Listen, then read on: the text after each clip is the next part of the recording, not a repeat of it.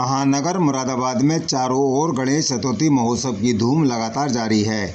इस वर्ष भी श्री गणेश महोत्सव के अवसर पर महानगर मुरादाबाद के मिलन विहार क्षेत्र के मीरपुर मिलन विहार में 27 अगस्त 2025 दिन बुधवार को हिंदू समाज पार्टी राष्ट्रीय अध्यक्ष युवा मोर्चा प्रियांशु जोशी के निज निवास स्थान पर भगवान श्री गणेश जी महाराज की पूर्ण विधि विधान सहित परिवार के समस्त सदस्यों द्वारा विराजमान किया गया और प्रतिदिन भगवान श्री गणेश जी महाराज की पूरा आराधना भजन कीर्तन किया जाता रहा।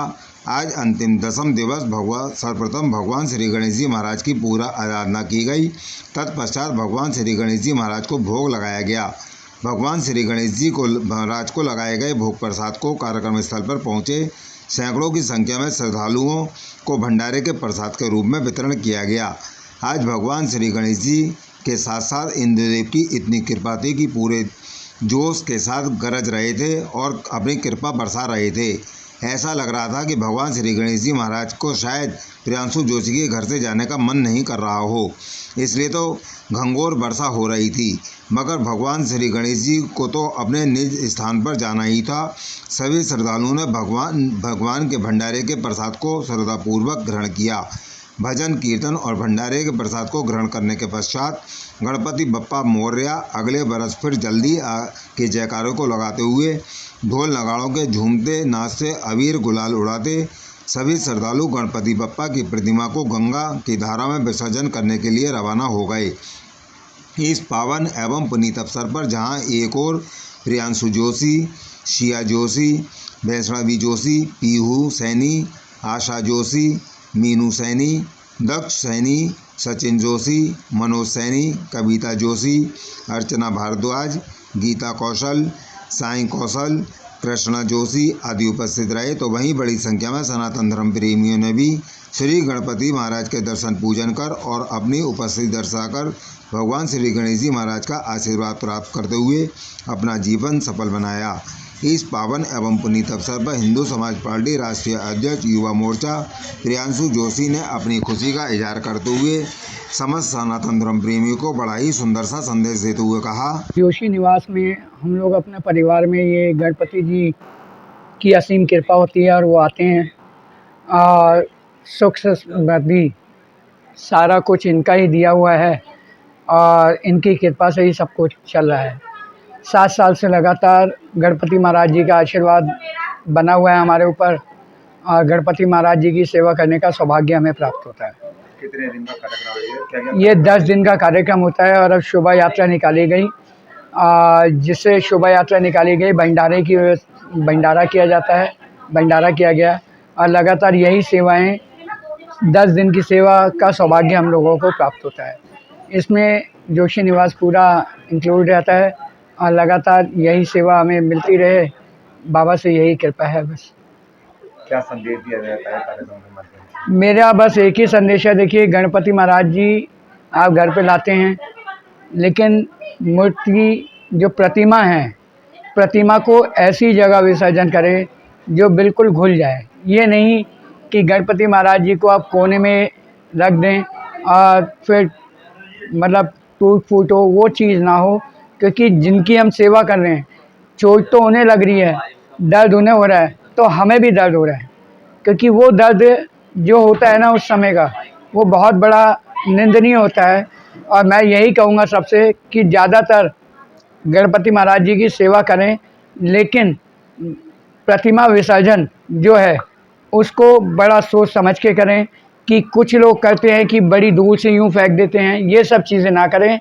हिंदू धर्म की लाज रखें और जो आपको सब कुछ दे रहे हैं उनकी सेवा करें, तन मन धन से करें, क्योंकि हम तो खुद एक भिखारी हैं लेकिन बाबा का दिया हुआ सब कुछ है, उन्हीं का आशीर्वाद है, तो हम तो कुछ दे नहीं सकते, हम तो ले ही सकते हैं बाबा से और मांगते रहते हैं। कहाँ से आए थे और किस-किसका सहयोग रहता है कार्यक्रम में? इसमें सहयोग जोशी निवास का रहता है पूरा और हमारे मनोज सैनी जी हैं जो हमारी फैमिली के मेंबर हैं। मनोज सैनी जी, मीनू सैनी जी लगातार इस फैमिली से जुड़े हुए हैं और सचिन जोशी बड़े भाई साहब है मेरे, भाभी मेरी कविता जोशी जी और मेरी माता जी श्रीमती आशा जोशी जी और हमारे भतीजे भतीजी कृष्णा जोशी चेरी, सिया, दक्ष, पीयू और पूजा बहन है हमारी।